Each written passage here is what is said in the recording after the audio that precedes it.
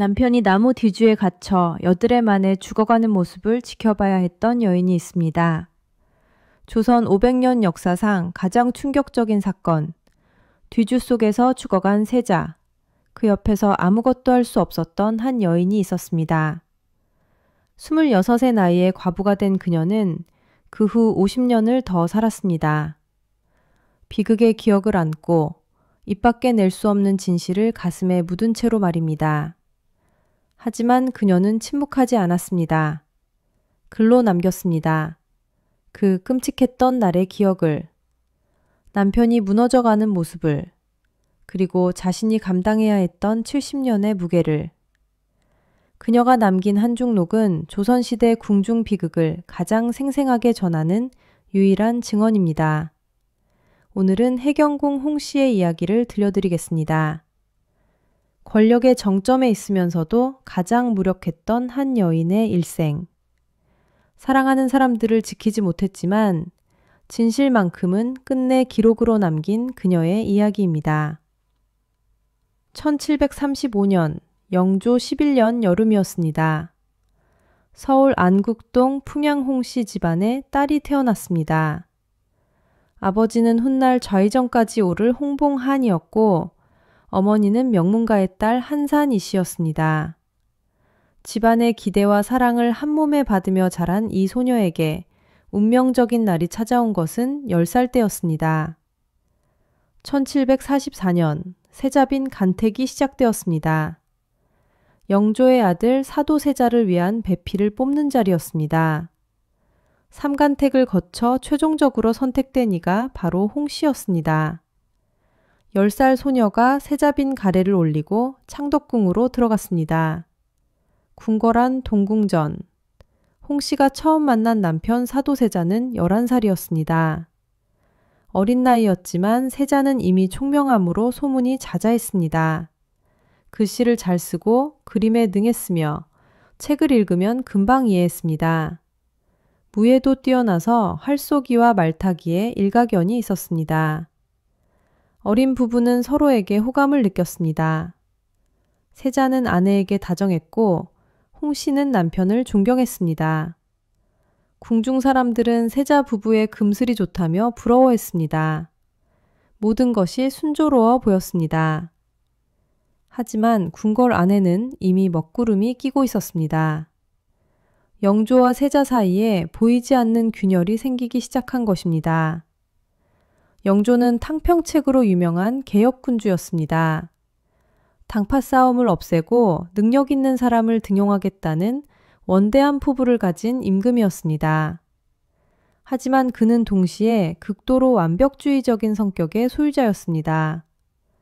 자신에게도 엄격했지만 아들에게는 더욱 가혹했습니다. 영조는 세자에게 완벽을 요구했습니다. 글 한자도 틀려서는 안 되고 행동 하나하나가 법도에 맞아야 했습니다. 조금이라도 실수하면 가차없이 꾸짖었습니다. 내가 네 나이 때는 이러지 않았다며, 왕이 될 사람이 이렇게 어리석어서야 되겠느냐며 이런 말들을 매일같이 사도세자에게 쏟아내었습니다. 평소에는 말을 잘하던 사람이 아버지 앞에만 서면 더듬거렸습니다. 손이 떨리고 식은땀이 났습니다. 영조는 이런 아들을 보며 더욱 답답해했고 세자는 아버지의 실망을 느낄수록 더 긴장했습니다. 악순환이었습니다.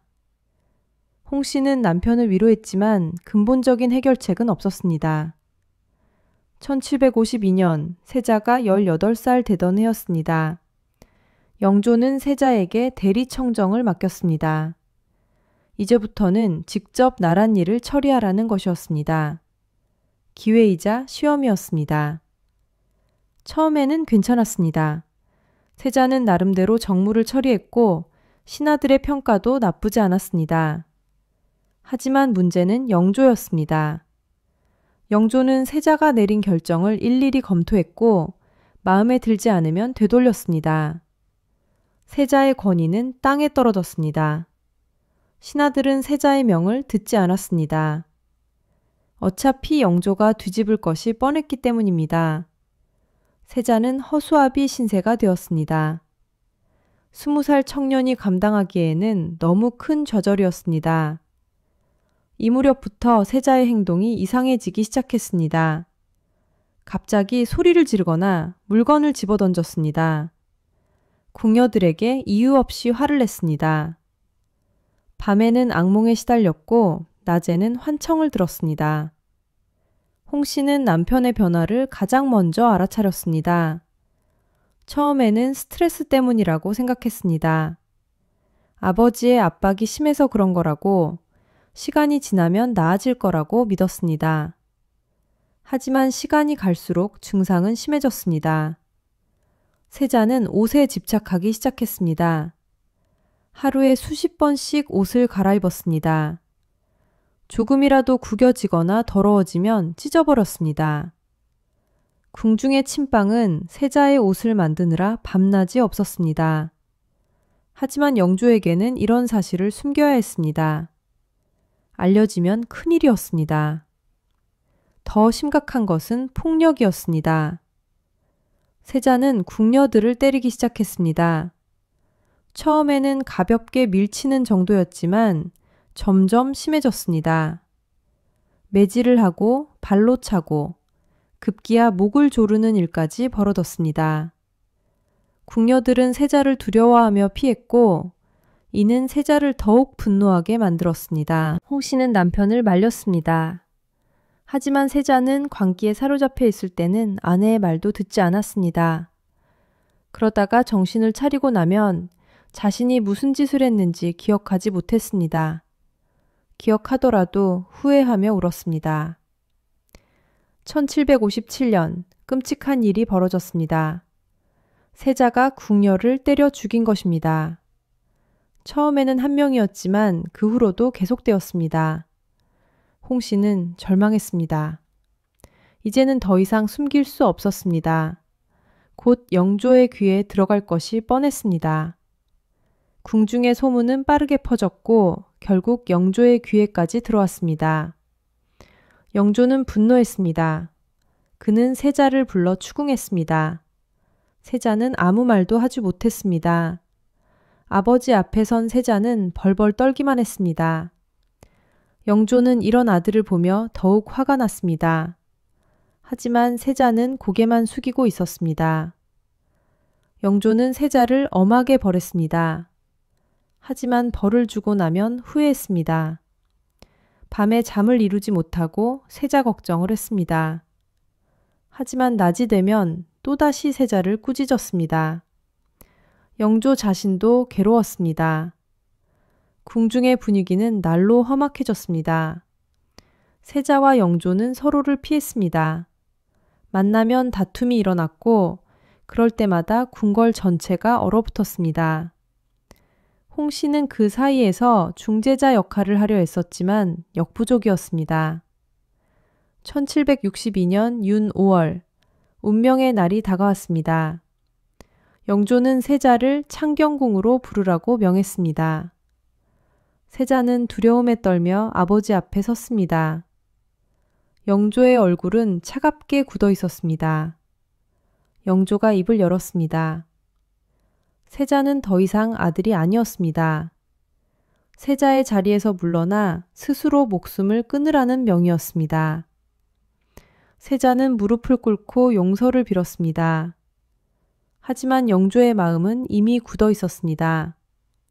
세자가 한 짓들을 생각하면 용서할 수 없었습니다. 세자는 죽지 못했습니다. 칼을 들었지만 자결할 용기가 나지 않았습니다. 영조는 더욱 화가 났습니다. 그리고는 신하들에게 명했습니다. 뒤주를 가져와 세자를 가두라는 명령이었습니다. 뒤주가 뜰 한가운데 놓였습니다. 쌀을 보관하는 나무 갯짝이었습니다. 세자는 그 안에 갇혔습니다. 28살의 젊은 남자가 비좁은 뒤주 안에 몸을 구겨 넣었습니다. 뚜껑이 닫히고 자물쇠가 채워졌습니다. 한여름의 뜨거운 햇살이 뒤주를 내리쬐었습니다. 숨을 쉬기조차 힘든 공간이었습니다. 세자는 안에서 외쳤습니다. 살려달라고, 제발 문을 열어달라고 애원했습니다. 홍 씨는 뒤주 옆에 주저앉았습니다. 남편의 목소리가 들렸습니다. 처음에는 살려달라고 외치던 목소리가 점점 약해졌습니다. 물 한 모금만 달라는 간절한 목소리였습니다. 하지만 아무도 뒤주를 열지 못했습니다. 영조의 명령이었기 때문입니다. 이틀째 세자의 목소리는 더욱 약해졌습니다. 사흘째 신음소리만 들렸습니다. 나흘째 소리가 끊어졌습니다. 하지만 뒤주는 열리지 않았습니다. 여드레가 지났습니다. 마침내 뒤주가 열렸습니다. 세자는 이미 숨이 끊어진 뒤였습니다. 몸은 오그라들어 있었고 입술은 바짝 말라 있었습니다. 한여름 더위 속에서 목이 말라 죽은 것입니다. 홍 씨는 남편의 시신을 껴안고 울었습니다. 26살에 과부가 된 것입니다. 하지만 슬픔을 마음껏 드러낼 수도 없었습니다. 영조가 내린 처분이었기 때문에 너무 슬퍼하면 영조를 원망하는 것으로 비춰질 수 있었습니다. 장례는 조촐하게 치러졌습니다. 세자는 폐위된 상태였기 때문에 왕실의 예법에 따른 장례를 치를 수 없었습니다. 수은묘라는 이름으로 양주 배봉산에 묻혔습니다. 홍 씨는 남편의 무덤 앞에서 또 한 번 울었습니다. 남편을 잃은 슬픔도 잠시, 홍 씨에게는 더 큰 걱정이 있었습니다. 바로 아들 정조였습니다. 당시 11살이었던 정조가 과연 왕위를 이을 수 있을까? 영조는 세자를 죽였지만 손자까지 미워하지는 않을까? 홍 씨는 밤낮으로 걱정했습니다. 다행히 영조는 정조를 사랑했습니다. 아니, 사랑했다기보다는 미안해했습니다. 아들을 죽인 죄책감이 손자에 대한 애정으로 바뀐 것입니다. 영조는 정조를 곁에 두고 직접 가르쳤습니다. 홍 씨는 아들에게 당부했습니다. 할아버지를 잘 모셔야 한다고, 절대 아버지 이야기를 꺼내서는 안 된다고, 할아버지 마음을 불편하게 해서는 안 된다고 말했습니다. 어린 정조는 알았습니다. 할아버지가 아버지를 죽였다는 사실을 알면서도 그 앞에서 효자의 모습을 보여야 했습니다. 정조는 총명했습니다.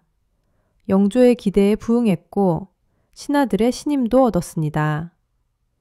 홍 씨는 조금씩 안심했습니다. 아들이 무사히 왕위를 이을 수 있을 것 같았습니다. 1776년 영조가 승하했습니다. 83세 나이였습니다. 정조가 25세 나이로 왕위에 올랐습니다. 홍 씨는 대비가 되었습니다. 비로소 안도의 한숨을 내쉴 수 있었습니다. 정조는 즉위하자마자 아버지의 명예를 회복시키려 했습니다. 사도세자라는 시호를 내렸습니다.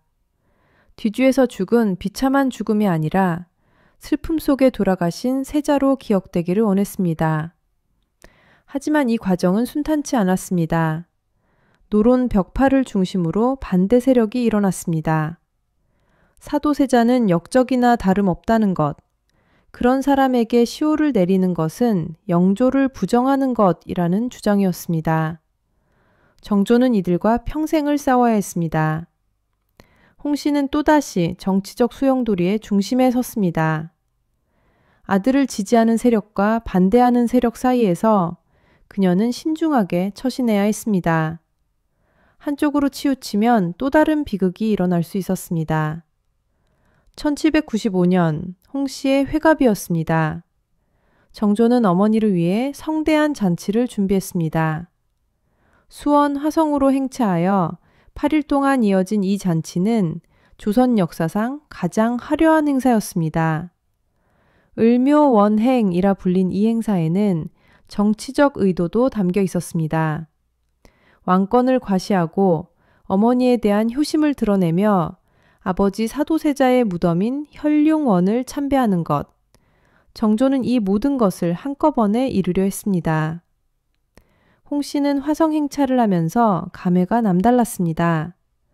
남편이 죽은 지 33년이 지났습니다. 그 세월 동안 얼마나 많은 일이 있었습니까?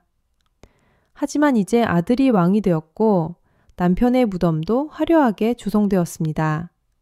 조금이나마 위안이 되었습니다. 하지만 행복은 오래가지 않았습니다.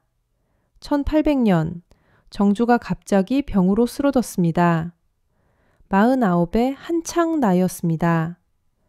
의원들이 최선을 다했지만 정조는 회복하지 못했습니다. 6월 28일 정조가 세상을 떠났습니다. 홍씨는 또다시 사랑하는 사람을 잃었습니다. 남편에 이어 아들까지. 66의 나이에 아들의 죽음을 지켜봐야 했습니다. 하늘이 무너지는 것 같았습니다. 정조의 뒤를 이은 것은 어린 순조였습니다. 홍씨의 손자였지만 겨우 11살이었습니다. 수렴청정을 한 것은 정순왕후였습니다. 영조의 계비로 사도세자 사건 당시 세자를 강하게 비난했던 바로 그 사람이었습니다. 정순왕후는 정조가 했던 일들을 되돌리려 했습니다. 정조가 등용했던 신하들을 내쫓고 정조가 추진했던 개혁을 중단시켰습니다. 홍씨는 이 모든 것을 지켜보면서도 아무것도 할 수 없었습니다. 1801년 신유박해가 일어났습니다. 천주교 탄압 사건이었는데 이 과정에서 홍씨의 친정 식구들이 연루되었습니다. 동생 홍나간이 천주교 신자라는 혐의로 처형당했습니다. 사실 여부와 관계없이 홍씨 집안을 제거하려는 정치적 의도가 있었습니다. 홍씨는 절망했습니다. 천정 식구들이 하나둘 제거되는 것을 보면서 자신의 무력함을 절감했습니다.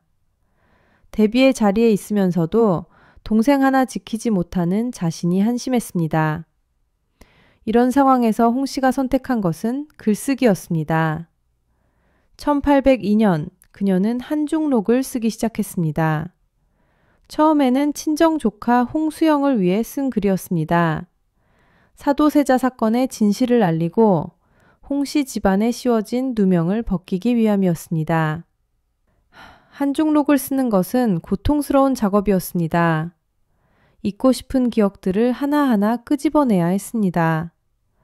남편이 뒤주에 갇혀 죽어가던 그날, 아들이 병으로 쓰러지던 그날, 모든 것이 생생하게 떠올랐습니다.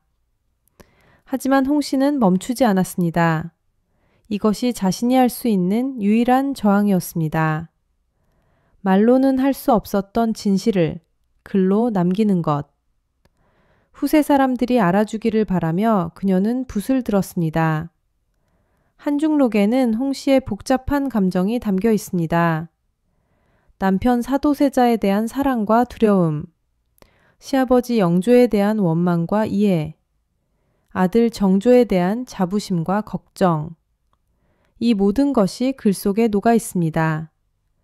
특히 주목할 점은 홍씨가 영조를 일방적으로 비난하지 않는다는 것입니다.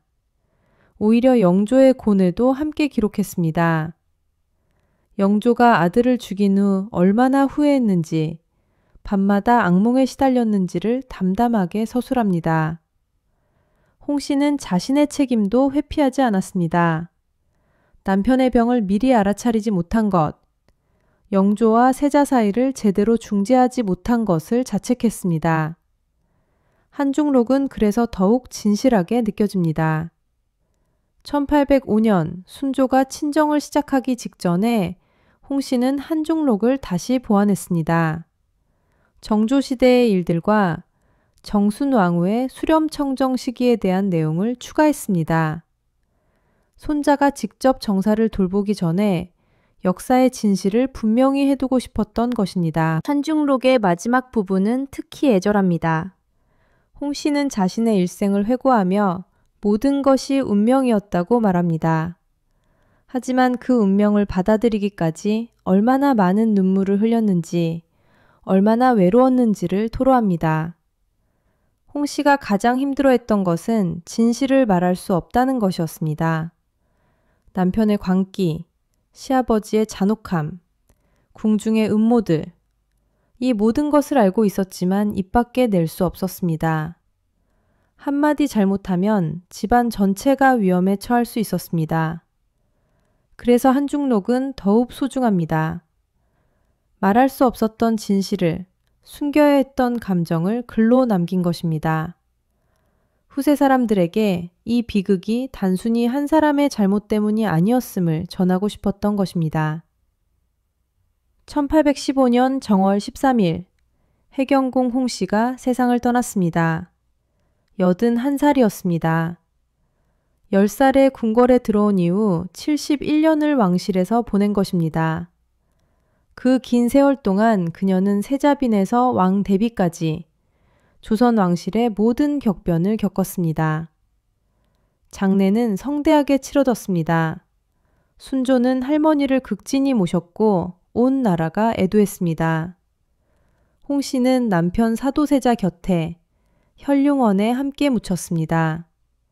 생전에 함께하지 못했던 부부가 죽어서야 함께하게 된 것입니다. 해경궁 홍 씨가 남긴 한중록은 조선시대 궁중문학의 백미로 평가받습니다. 이 책은 단순한 회고록을 넘어 한 시대의 비극을 증언하는 역사적 기록입니다. 권력의 중심에 있으면서도 가장 무력했던 한 여인의 목소리가 담겨 있습니다. 한중록을 통해 우리는 사도세자 사건을 새로운 시각에서 볼 수 있습니다. 이것은 단순히 폭군 아버지가 미친 아들을 죽인 사건이 아닙니다. 완벽을 추구한 아버지와 그 기대를 감당하지 못한 아들, 그리고 그 사이에서 아무것도 할 수 없었던 한 여인의 비극입니다. 홍 씨는 자신의 이야기를 통해 질문을 던집니다. 과연 누가 잘못한 것일까요? 하지만 명확한 답은 주지 않습니다. 다만 그 상황 속에서 모두가 고통받았다는 사실만을 담담히 기록합니다. 해경궁 홍 씨의 삶은 조선시대 여성의 한계와 가능성을 동시에 보여줍니다. 그녀는 남편도 아들도 지키지 못한 무력한 여인이었습니다. 하지만 동시에 그를 통해 진실을 기록하고 역사를 증언한 강인한 여성이었습니다. 71년의 긴 궁궐 생활. 그 세월 동안 홍 씨는 얼마나 많은 눈물을 흘렸을까요? 얼마나 많은 밤을 홀로 지새웠을까요? 하지만 그녀는 무너지지 않았습니다. 끝까지 살아남아 자신의 이야기를 남겼습니다. 오늘날 우리가 사도세자 사건을 논할 때 한중록을 빼놓을 수 없는 이유가 여기 있습니다. 이 책이 없었다면 우리는 그날의 진실을, 그 비극의 실상을 제대로 알 수 없었을 것입니다. 홍 씨의 증언은 비록 완벽하지 않을 수 있지만 가장 가까이에서 지켜본 사람의 진실한 목소리입니다. 해경궁 홍 씨, 그녀는 비극의 증인이었지만 동시에 생존자였습니다. 끝까지 살아남아 이야기를 남긴 사람. 그 이야기 속에는 한 시대의 아픔이, 한 여인의 눈물이, 그리고 끝까지 포기하지 않았던 인간의 존엄성이 담겨 있습니다.